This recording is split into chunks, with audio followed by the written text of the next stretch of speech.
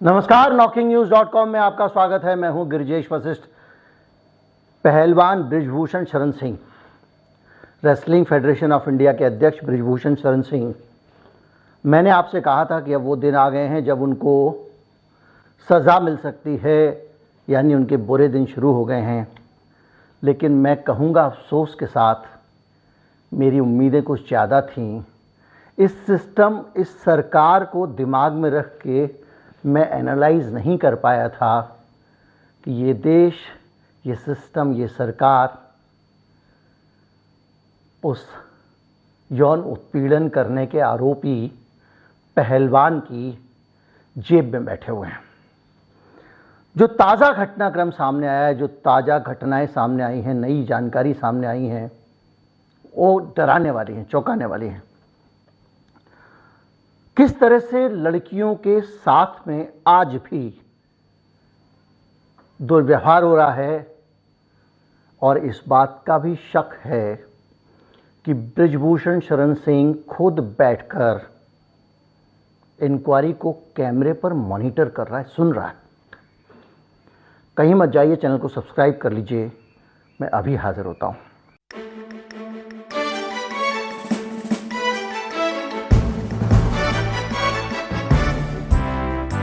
हमारे देश में जब यौन उत्पीड़न के मामले हों, बलात्कार के मामले हों, उनमें वकीलों का जिरह करने का एक पुराना तरीका था। बलात्कारी को बचाने के लिए वो ऐसे ऐसे सवाल पूछते थे जिन सवालों का जवाब पीड़ित महिला ना दे पाए, उसको लाज आ जाए और वो चुप हो जाए, और उसका फ़ायदा उठाकर वकील अपने बलात्कारी मुवक्किल को जिताने की कोशिश करते थे। उनसे खोद खोद कर असहज करने वाले सवाल पूछे जाते थे। क्या हुआ, इसके बाद क्या हुआ, उसके बाद क्या हुआ, फिर आपने क्या किया, फिर उसने क्या किया, फिर आपने क्या किया, आप नीचे थे, वो ऊपर था, दाएं था, बाएं था, इस तरह के सवाल। एक वक्त आया, हम थोड़े और सिविलाइज हुए। सुप्रीम कोर्ट ने कहा कि इस तरह के सवाल नहीं पूछे जा सकते, ये एक महिला का उत्पीड़न है। इसी देश में यौन अपराधों की जांच जब होती थी तो एक 2 फिंगर टेस्ट होता था। इस टेस्ट के बारे में इससे ज़्यादा मैं यहाँ कुछ नहीं बता पाऊँगा, ग्रेसफुल नहीं होगा, आप गूगल कर लीजिएगा। उससे भी अब महिलाओं को छूट दे दी गई है। इसके पीछे मकसद क्या है? इसके पीछे मकसद ये है कि महिलाओं के साथ जो अपराध, यौन अपराध होते हैं, यौन उत्पीड़न से जुड़े हुए अपराध होते हैं, उन अपराधों की जांच ऐसे वातावरण में हो जिसमें पीड़ित स्वतंत्र रूप से, बगैर विचलित हुए, बगैर प्रभावित हुए और बगैर असहज हुए अपनी बात कह सके। इसीलिए आपने देखा होगा कि पुलिस की बहुत सेंसिटिव अधिकारियों को, जो अच्छे पुलिस फोर्स हैं उनकी बात कर रहा हूँ मैं, बहुत सेंसिटिव महिला पुलिस अधिकारियों को वो जांच दी जाती है जिसमें वो उस लड़की के साथ बहुत एक कॉन्फिडेंस वाला व्यवहार होता है, एक भरोसे वाला, ट्रस्ट वाला व्यवहार करती हैं, जानकारियाँ लेती हैं। वकील भी उसी तरह के होते हैं और कोशिश की जाती है कि अदालत में भी मामला उसी तरह से हैंडल किया जाए ताकि वो लड़की किसी तरह के दबाव में कुछ ऐसा ना कर दे जिसके कारण न्याय पर बुरा असर पड़े। इस देश का लक्ष्य न्याय का है। बृजभूषण शरण सिंह के मामले में जो जांच हो रही है, उसको लेकर जो ताज़ा जानकारियां आई हैं वो हिला देने वाली हैं। जो जांच कमेटी बनाई गई है, वो जांच कमेटी अब पहलवानों से पूछताछ कर रही है, पीड़ित पहलवानों से। और जब पीड़ित पहलवानों से पूछताछ करती है तो जिस कमरे के अंदर पूछताछ हो रही है उसके बाहर लोगों की भीड़ लगी हुई है, स्टाफ की। कोई यहाँ घूम रहा है, कोई वहाँ घूम रहा है, और वो यौन अपराधों से पीड़ित लड़कियाँ वहाँ बैठकर अपना इंतज़ार कर रही हैं बारी का। और जब वो वहाँ जाती हैं तो अंदर 6 लोग बैठे हुए हैं सामने उनसे पूछताछ करने के लिए, और वो 6 लोग चाहते हैं कि वो महिलाएं एक एक करके अंदर आएं। ये महिलाएं इनकार कर देती है। इनका कहना है कि हम 6 लोगों के सामने अकेले जाएंगे तो हम और असहज हो जाएंगे। होना तो ये चाहिए कि 1 या 2 महिला जो थोड़ी संवेदनशील हों, जो उनकी बातों से ध्यान से सुनती हों, वो ही अंदर बैठ के उनसे सवाल जवाब करें। लेकिन पुरुषों को बिठा दिया गया उस कमेटी में ये मैं वो हालात बता रहा हूं जो इस देश का खेल मंत्रालय कैसे चलता है, मोदी जी की सरकार कैसे चलती है। वो अंदर जाती हैं, उनसे सवाल पूछा जाता है, जब वो कुछ जवाब देने लगती हैं तो आधे जवाब में हाँ ठीक है ठीक है ठीक है, आगे की बात बोलो, तीसरी बात बोलो, चौथी बात बोलो। ये तो उनसे पूछताछ का तरीका है। इस पूछताछ के तरीके में एक और चीज़ है जिसके आधार पर ये शंका व्यक्त की जा रही है कि इस पूरी कार्रवाई को बृजभूषण शरण सिंह खुद देख रहा है। उससे पहले मैं आपको बताऊं कि जब ये लड़कियां इस तरह का इनके साथ व्यवहार हुआ और वो जो आदमी बैठे हुए हैं इंक्वायरी कमेटी में, वो लड़कियों से कह रहे हैं कि बाप की उम्र का आदमी है, वो क्यों तुम्हारे साथ छेड़छाड़ करेगा, और कुछ तुमको गलतफहमी हो गई होगी, उसने तुमको छुआ होगा लेकिन बुरी नीयत से नहीं छुआ होगा। ये कमेटी में बैठ के लोग जो एक यौन अपराध की जांच कर रहे हैं वो लोग बोल रहे हैं। आपको याद होगा कि एफआईआर में जो लड़कियों ने दर्ज कराया उसके हिसाब से बृजभूषण शरण सिंह कहीं पे भी अचानक लड़कियों का टॉप उठा देता था, छाती पे हाथ रख देता था, बोलता था ब्रीदिंग पैटर्न चेक कर रहा हूं।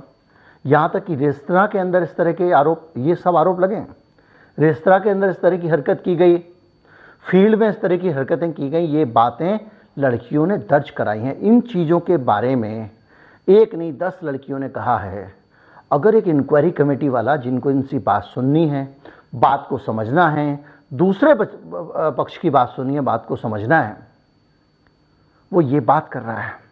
इसके साथ साथ इंक्वायरी कमेटी वालों ने कहा आपके पास सबूत क्या है, पूरी बृजभूषण शरण सिंह वाली भाषा। बृजभूषण शरण सिंह भी ये बोल रहा था पिछले कई दिनों से, कहा कि आपके पास कोई वीडियो है जिसमें आपके साथ यौन छेड़छाड़ की गई हो, आपके पास ऑडियो है, मतलब लड़की छेड़छाड़ कराने के लिए हिडन कैमरा लगा के जाएगी।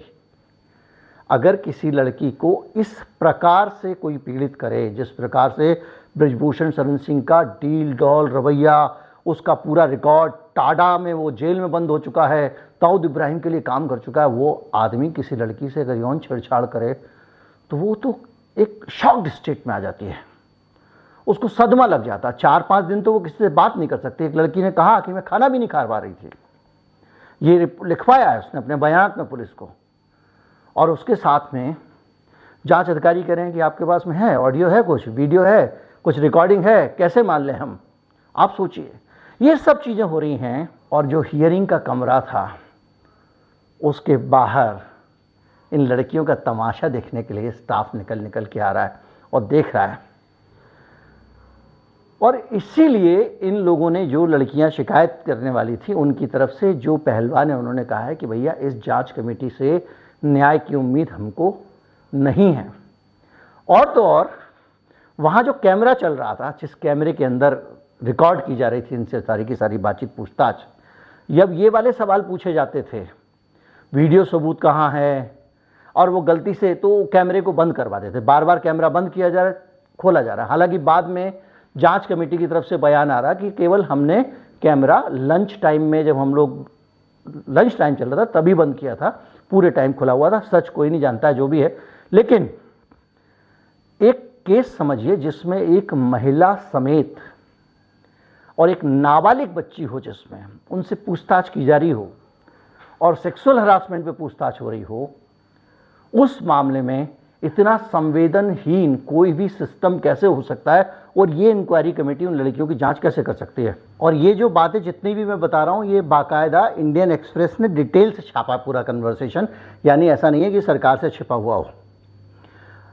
और जब ये पूछताछ हो रही है, इस पूरी पूछताछ के बीच में जिस बात के आधार पर मैं शक जता रहा हूं कि बृजभूषण शरण सिंह भी इस पूरे इंक्वायरी को देखता रहा होगा और हो सकता है सवाल भी पूछवा रहा हो, वो ये है कि जब पूछताछ हो रही है, इतने सेंसिटिव मामले पर पूछताछ हो रही है, तो उस कमेटी का, पूछताछ करने वाली कमेटी का एक मेंबर जूम कॉल पे, वीडियो कॉल कॉन्फ्रेंसिंग पे पूछताछ में हिस्सा ले रहा है।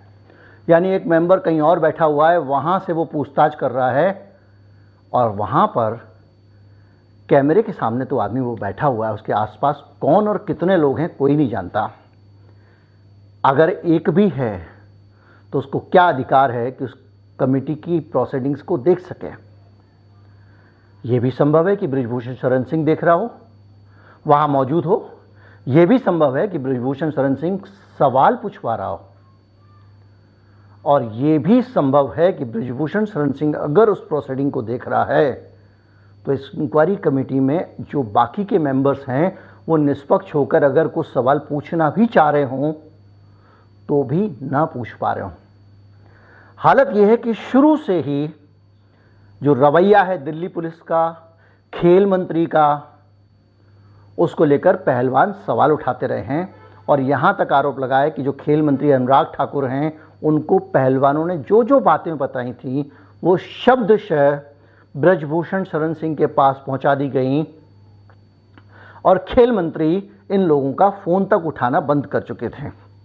विनेश फोगाट जो हैं उन्होंने आरोप लगाया था, बाकायदा एक शब्द इस्तेमाल किया है, हश जॉब। हश जॉब का मतलब ये होता है मामले की लीपापोती करना। इस कमेटी में अब जब ये पूरा का पूरा जांच का रवैया आप देख लीजिए, है ना, ये इंडियन एक्सप्रेस ने छापा है। अब आप सोचिए कि जब कोई लड़की कहीं पे जा रही है पूछताछ के लिए, उसको एक सहज वातावरण देना चाहिए ताकि वो खुल के अपनी बात कह सके। जांच में नहीं था। इंक्वायरी कमेटी का जो दफ्तर था वो ऐसी जगह होना चाहिए था जहां पे एक लड़कियों का एक्सपोजर ना हो। यौन उत्पीड़न के मामले में जो पीड़ित है उसकी पहचान को छिपाना सबसे बड़ी जिम्मेदारी होती है। लेकिन जिस कमरे में पूछताछ चल रही है वहां पे पूरा स्पोर्ट्स अथॉरिटी का दफ्तर, खेल मंत्रालय के जो भी कर्मचारी थे वो टहल रहे हैं, घूम रहे हैं, देख रहे हैं आ गई, यही इन्होंने शिकायत की थी, यही थी लड़कियां। वहां पे रूम के अंदर जो लोग बैठे हुए हैं वो अजीब अजीब बात कर रहे हैं कि अरे नहीं वो पिताजी के बराबर है, छोड़ो। अरे भैया तुम जांच कर रहे हो कि मामले में इनको शांत करा रहे हो। एक आदमी पता नहीं कहां से बैठ के कंप्यूटर पे टेलीकॉन्फ्रेंसिंग पे भाई साहब उसमें शामिल हो रहा है। वो आदमी कहां बैठा हुआ है, कौन देख रहा है, इतनी सारी चीजें जो है ना ये बता रही हैं कि इसमें कई चीजें आपको समझ में आती हैं। एक तो ये कि पीड़ित महिलाओं के प्रति संवेदनाओं का जो स्तर होता है किसी भी सिस्टम का, वो कितना घटिया है। आपके अंदर कोई सेंसिटिविटी ही नहीं है। अगर इस तरह का मामला कहीं भी किसी के सामने आता है, दाहिना हाथ पता नहीं चल कर पाता कि बाएं हाथ ने क्या कहा है। बाकायदा टॉप लेवल पे और सेंसिटिव लोग जो हैं वो उसको हैंडल करते हैं। लड़कियों से पूरी जानकारी सही नहीं, क्योंकि यहाँ पे आपका मकसद है न्याय दिलाना। अब हो ये रहा है कि इस पूरे माहौल के बाद में जो हम कह रहे थे आपसे कि भाई बृजभूषण शरण सिंह की गिरफ्तारी हो सकती है, हम आपको बता रहे थे कि किस तरह से पुलिस टीम सब जगह गई हुई है दिल्ली पुलिस की, हम आपको और भी चीज़ें बता रहे थे कि इंक्वायरी शुरू हो गई वगैरह वगैरह, बहुत सारी चीज़ें। उसके आधार पर लग रहा था कि भाई मामला आगे बढ़ रहा है। लेकिन मुझे अब तो ऐसा लग रहा है कि ये जो सरकार की सारी टीमें घूम रही हैं, ये बृजभूषण शरण सिंह के खिलाफ एक्शन लेने के बजाय उसकी रक्षा करने के लिए घूम रही हैं सारी की सारी, ये लगी हुई हैं कि भाई किसी तरह से इनको बचा लिया जाए। अब आप सोचिए 31 मेंबर कमेटी बनी थी खाप बाप मिला के, उन लोगों ने क्या किया था, 21 मई को ये कहा था कि हम इसकी टाइम दे रहे हैं बृजभूषण शरण सिंह की गिरफ्तारी का, उसके बाद में एक्शन लेंगे।